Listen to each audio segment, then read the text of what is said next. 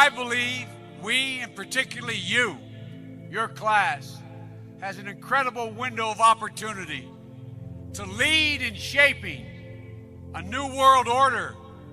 Out of these troubled times, our fifth objective, a new world order. We have before us the opportunity to forge for ourselves and for future generations a new world order. After 1989, President Bush said, and it's a phrase that I often use myself, that we needed a new world order. There is a chance for the President of the United States to use this disaster to carry out what his father, a phrase his father used, I think, only once, and hasn't been used since, and that is a new world order. So that the problem of the Bush presidency will be the emergence of a new international order. Within the next 4 years, we will see the emergence of a new international order. The beginning of a new international order. The pieces are in flux. Soon they will settle again. Before they do, let us reorder this world around us. But today, with Asia already outproducing Europe, India and China are clearly becoming part of our new order. We've got to give them a stake in creating the kind of world order that I think all of us would like to see. So I see a world order in the future with a multipolar world order.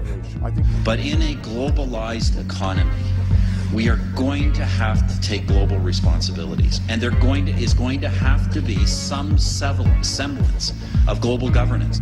Never before has a new world order had to be assembled from so many different perceptions, or on so global a scale. I strongly believe India will be a central actor in the new world order. There also exists an extraordinary opportunity to form for the first time in history a truly global society. New World Order is the headline in the Globe and Mail in Canada. Is this global governance at last? Is it one world, the central bankers in charge? But aren't we all just living and dying for what the central banks do? Of course we are. We are absolutely slaves to central banks.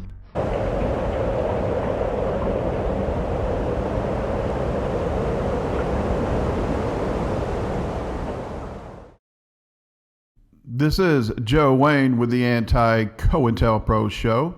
And today I am going to reveal to everyone watching and listening to this broadcast the hidden hand. This hidden hand is the hand behind every single world leader in the United Kingdom and the United States of America. Now, kind of funny, you know, I was reading my horoscope this morning, and it was dead on.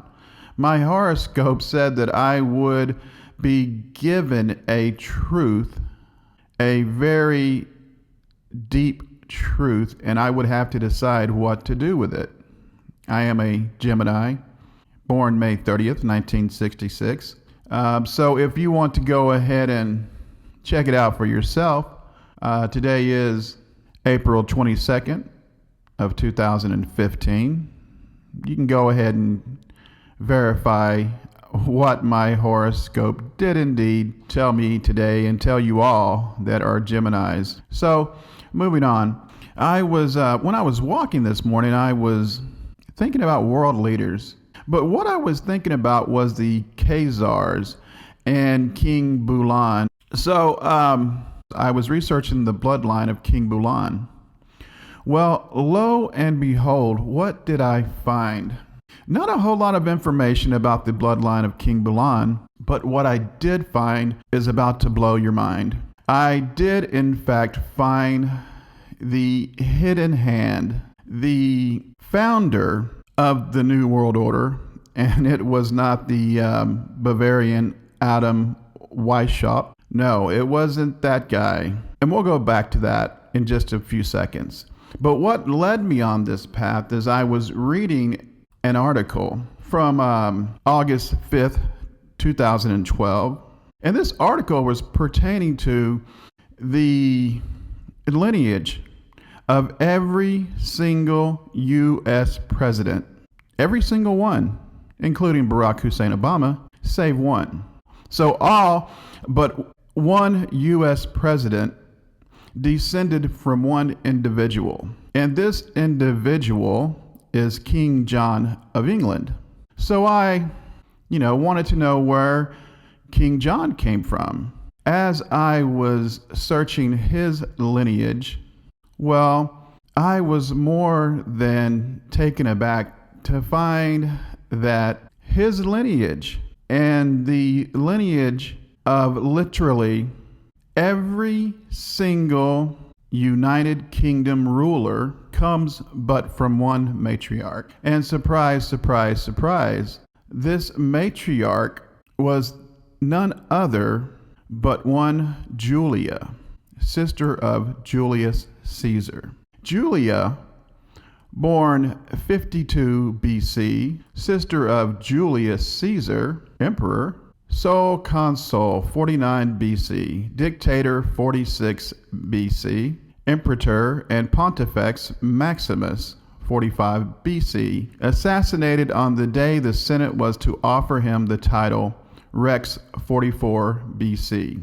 So Julius Caesar and his sister Julia founded a new world order in 42 BC.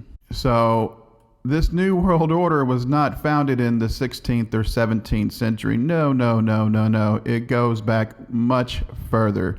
This is the hidden hand that controls literally every United Kingdom ruler and every single United States president from the beginning. Going back to King John. King John was the ruler of England and Lord of Ireland from 1199 to 1216.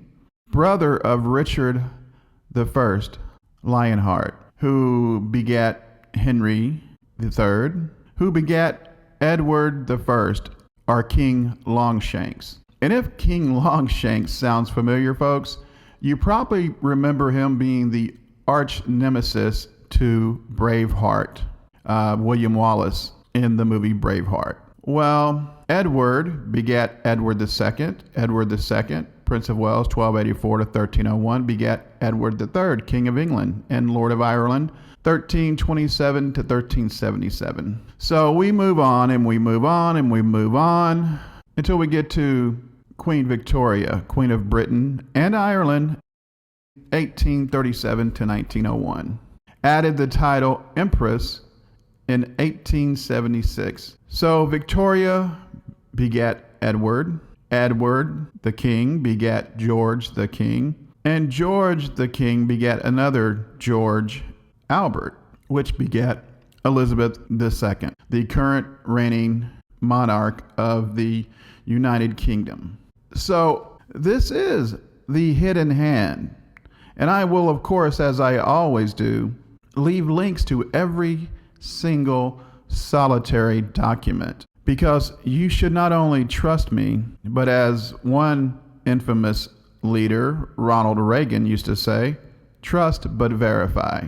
Well, we should have verified his allegiance to the country before he did the original amnesty and started this country on a downward death spiral that has continued and just about destroyed us as a country, with our current supposed leader doing literally everything he can to destroy us from within. This is the hidden hand, folks. Now you know where the New World Order came from. Now you know where literally every single solitary ruler of the United Kingdom, and not only the United Kingdom, folks, because these people have one sequential bloodline, starting from, in my summation, the Sumerians that evolved into the Babylonians, and this is the leadership that I'm talking about now.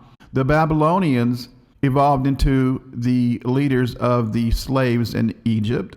The elite in Egypt evolved and migrated to Rome. And that's where we pick up this story with of literally every single solitary ruler of Rome from 52 BC, as well as the United Kingdom, as well as the United States of America, knowing that their bloodlines are kept within their own inbred family members. Just like the Rothschild clan will not allow any outsiders to join their banking cartel. Of course, the J.P. Morgan Chases of the world all have to marry into the family, and then they are let into the banking cartel. J.P. Morgan Chase being the largest bank in the United States of America.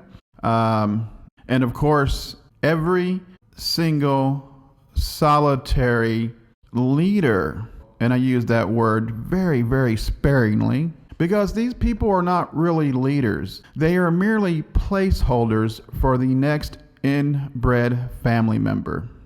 Okay? So if you don't realize yet why every world leader has such a sick psychopathic personality, it's because they start off that way with an inbred family, an inbred bloodline that has started from the time of the ancient Sumerians, which is a hypothesis that I have basically worked out from all of the research that I have done. But the one thing is not a hypothesis. This is completely confirmed and verifiable. I will leave you the information so that you can go through the entire genealogy as I have. And you too will now know where the New World Order came from. As they say, folks, everything old is new again. Well, that is indeed true in this instance, because the New World Order is nothing new. It's been around since at least 52 BC, with the birth of Julia, sister of Julius Caesar, the founder of the New World Order, and then of every single solitary world leader since at least 52 BC of Rome, and then the United Kingdom, and then, of course, the United States of America. So this is the hidden hand that is controlling us all. Now that you know the truth, please get this truth out far and wide so they can no longer hide. This is Joe Wayne with the Anti-COINTELPRO Show. Good day.